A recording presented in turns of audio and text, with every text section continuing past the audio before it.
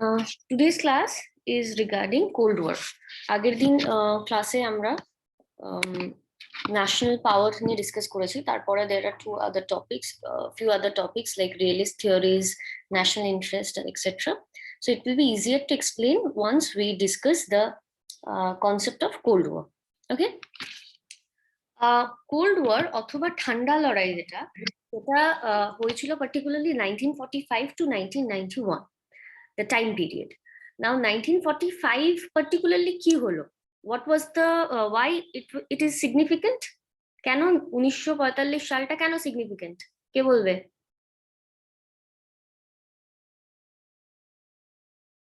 সিমরন, মৌসুমী, 1945 এ কি হয়েছিল?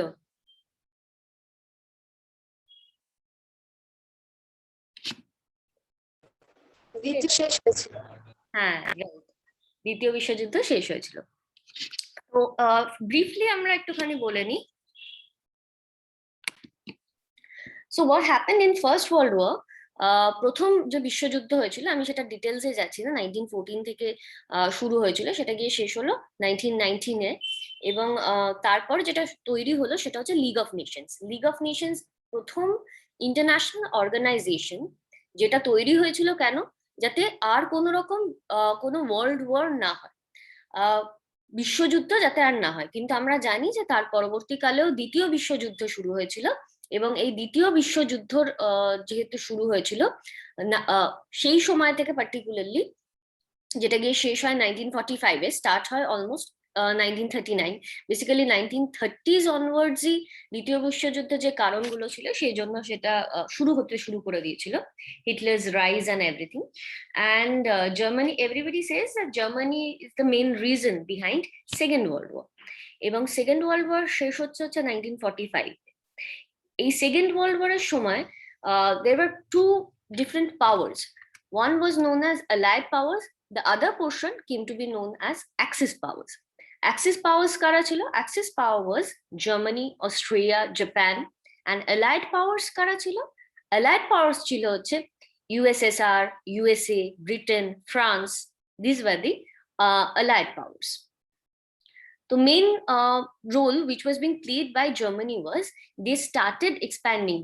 প্রথম বিশ্বযুদ্ধের পর জার্মানিকে চার ভাগে ভাগ করে দেওয়া হয়েছিল, এবং বিভিন্ন নেশন তার থেকে whatever they were producing, whatever they were manufacturing, the profit was being taken away from Germany. So whenever you are studying all these things, যখন যাদের হিস্ট্রি ব্যাকগ্রাউন্ড ছিল না তারা একটুখানি সেকেন্ড ওয়ার্ল্ড ওয়ারের কজেস গুলো পড়বি, পড়ার পর you will understand that there were no other way other than attacking from the Germans. এমনও হয়েছিল যে কিছু সময়ের পরবর্তীকাল থেকে, মানে যখন ধর there is no other option rather than attacking back, reacting back. So many people think it's not the reason behind second world war. সবাই বেশিরভাগ জনই সামনাসামনি দেখে মনে করে যে জার্মানি অ্যাটাক করেছিল, কিন্তু জার্মানি অ্যাটাক করার পেছনে বহু কারণ আছে, যেটা এই মুহূর্তে দাঁড়িয়ে আমাদের ঠান্ডা লড়াইয়ের মধ্যে হয়তো লাগছে না, কিন্তু পরবর্তীকালে আমরা যখন অ্যানালাইজ করছি ঠান্ডা লড়াইটাকে, সেই সময়ের জন্য ভীষণ ইম্পর্টেন্ট হয়ে পড়ছে। তো দেখা যাচ্ছে যে ফার্স্ট ওয়ার্ল্ড ওয়ারের শেষে যে ট্রিটি করা হয়েছিল, যে সমস্ত পিস ট্রিটিস করা হয়েছিল, সেই পিস ট্রিটির থ্রু দিয়ে basically they were other nations were exploiting Germany, and to stop this exploitation Germany started reacting. Exploitation কিভাবে? ডেফিনেটলি ইকোনমিক্যালি, এবং সেখানের রেজিস্ট্যান্স হিসেবে জার্মানি কি করতে শুরু করলো? Germany started expanding their nation. প্রথমে ছোট ছোট কান্ট্রিজ গুলো, পোল্যান্ড, হাঙ্গেরি, আলবেনিয়া, এদেরকে অ্যাটাক করতে শুরু করলো। Now if you remember the map, I'll post you the map once again. Go through the European nations map. Germany positioning যদি দেখিস, দেখবি তার ইস্টার্ন সাইডে হচ্ছে ইউএসএসআর, ইস্ট সাইড দিয়ে তারা এক্সপ্যান্ড করতে বেসিক্যালি শুরু করলো। ওয়েস্ট সাইডে আছে হচ্ছে ব্রিটেনের ইয়েটা, ইউকে, লন্ডন, যেটা কমপ্লিটলি ওয়েস্ট সাইডে আছে। তো তারা কি করতে শুরু করলো? তারা ইস্ট সাইডে এক্সপ্যান্ড করতে শুরু করলো। এবার এক্সপ্যান্ড করতে করতে ছোট ছোট যে রাষ্ট্র ছিল সেই রাষ্ট্রগুলোকে তো তারা কনকার করে নিচ্ছে এবং নিজেদের এক্সপ্যানশন বাড়াচ্ছে। শুধু সেটাই নয়, সেটার সাথে সাথে দেখা গেল যখন তারা ইউএসএসআর এর সামনে একদম ইয়ের মধ্যে চলে আসলো। I'll just check if I have the map right now. Wait. Yes, wait.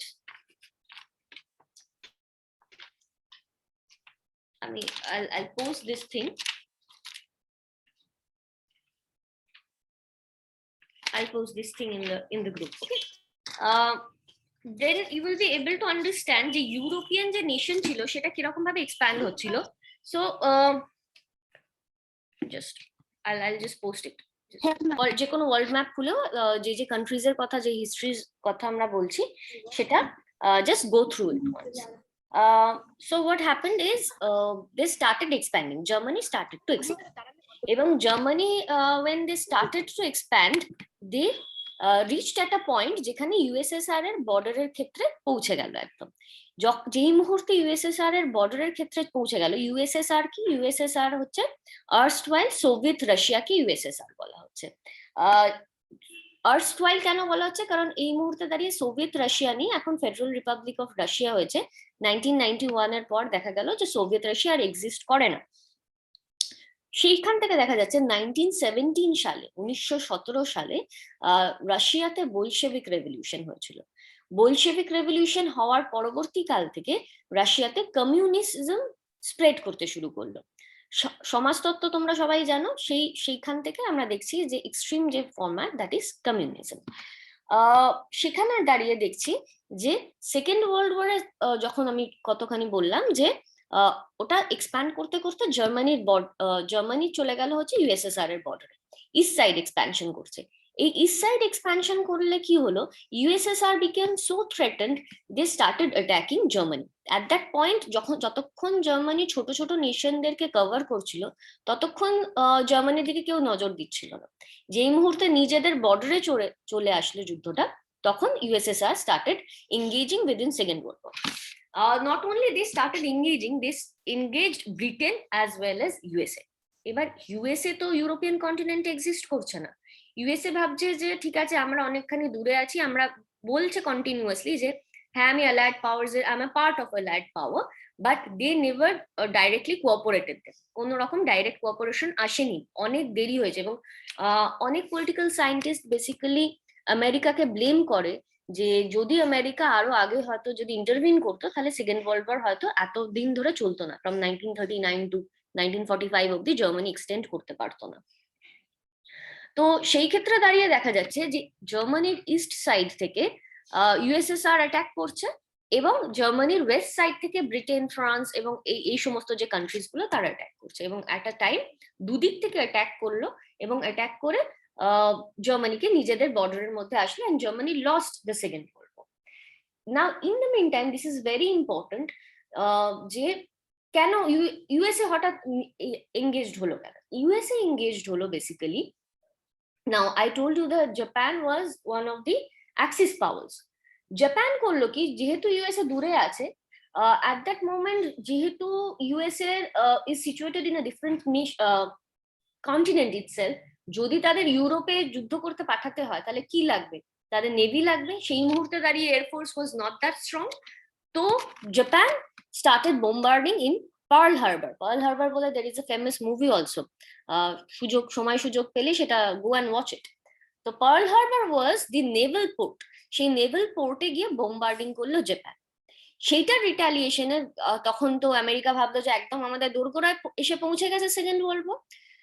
What they did is that is the first and the last time when nuclear weapon was being used, nuclear bomb was being used, এবং সেটা আমরা সবাই জানি জাপানের Hiroshima নাগাসাকিতে বোমবার্ডিং হয়েছিল, right? And 6th August 1945 হিরোশিমাতে বোমবার্ডিং হয়েছিল, যেটা which came to be, যে অ্যাটম বমটার নাম হচ্ছে লিটল বয়। and নাগাসাকিতে হয়েছিল 8th August, which came to be known as Fat Boy.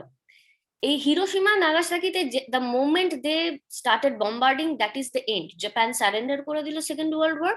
Germany ওখানে কার্টেলড হয়ে গেল কনভেনশনাল পাওয়ার্স দিয়ে। ইউএসএ হেল্প পাঠাতে শুরু করলো ইউরোপিয়ান কান্ট্রিজ এর ওখানে, সোভিয়েত রাশিয়া এবং ব্রিটেনে। But there is another reason. এই যে তোর সেকেন্ড ওয়ার্ল্ড ওয়ার শেষ হলো, অগস্টে বম্বার্ডিংটা হলো, অ্যান্ড 24th October 1945-এ United Nation was being created. United Nations এর এম হলো, and by default League of Nations চলে গেল, যে যেহেতু লিগ অফ নেশনস এর মেন এম কি ছিল, যে বিশ্ব শান্তিকে মেনটেন করবে, সেই ওয়ার্ল্ড পিস বা ইন্টারন্যাশনাল পিসকে যেহেতু they were unable to follow it and maintain it, they by default got dissolved and United Nations came to be known as সম্মিলিত জাতিপুঞ্জ চলে আসলো 1945 সালে। এই 1945-এ there was another incident which is known as Potsdam Conference. এই Potsdam Conference particularly 5 nations came and they started a meeting. What was this? Which countries were this? USA, USSR, Britain, France and China. এই 5টা নেশনকেই আমরা দেখছি যে Potsdam কনফারেন্সের through the United Nations এর যে meeting and all সেই সমস্ত জিনিসগুলো হলো, এন্ড দিস 5 নেশনস কিন্তু আমরা দেখছি যেটা ইউনাইটেড নেশনস এর সিকিউরিটি কাউন্সিলের 5 permanent members. So second world war একটা শেষের জায়গায় এসে দাঁড়ালো, এবং তার সাথে সাথে কিছু নতুন জিনিসের উৎপত্তি হলো। আমরা বলি 1945 থেকে ঠান্ডা লড়াই বা cold war started happening. Now, what is Cold War? Why it is termed as Cold War? First of all, Cold War terminology was used by Walter Lippmann. এটা বিভিন্ন সময় তোদের শর্ট কোয়েশ্চেন হিসেবে আসতো, কিন্তু এখন তার শর্ট কোয়েশ্চেন আসার চান্স নেই, অ্যাসাইনমেন্ট হবে। So Walter Lippmann was the person who কয়েন্ড the term ঠান্ডা লড়াই কথাটা, প্রবক্তা হচ্ছেন ওয়াল্টার লিপম্যান। উনি কি বললেন, তাছাড়াও আরেকটা নাম তোদের একটুখানি মনে রাখতে হবে, that is Walter Raymond. And Walter Raymond basically explained the meaning of Cold War. There was never actually a war. কোনো কনভেনশনাল ওয়েতে কোনো যুদ্ধ হয়নি, যার জন্য এটাকে ঠান্ডা লড়াই বলছে। অনেক ক্ষেত্রে অনেকে it's very funny to understand or read যে there was no বাংলায় লেখার সময় অনেক সময় বলে যে গরম যুদ্ধ হয়নি, মানে কি গরমাগর্মি হয়নি। So that is the concept, যে যুদ্ধ মানসিকতাটা ছিল কিন্তু যুদ্ধটা হয়নি। বাট কেন মানসিকতাটা? 1945 এর পর we are seeing that there is a rise of 2 super powers, দুটি মহা শক্তির উত্থান হলো। কে কি সেই তারা হচ্ছে ইউএসএসআর এবং USA.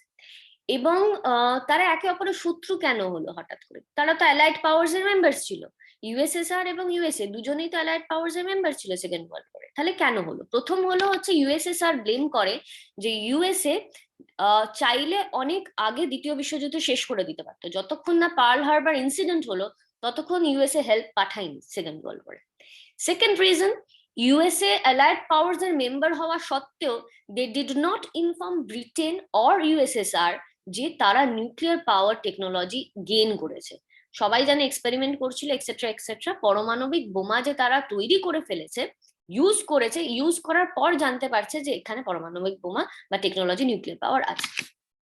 So this war the reasons যেটার জন্য ইউএসএসআর স্টপড বিলিভিং ইউএসএ। তাছাড়াও মতাদর্শগত দিক থেকে আইডিওলজিক্যালি আমরা দেখছি যে দুটো আলাদা আলাদা আইডিওলজি ফলো করছে।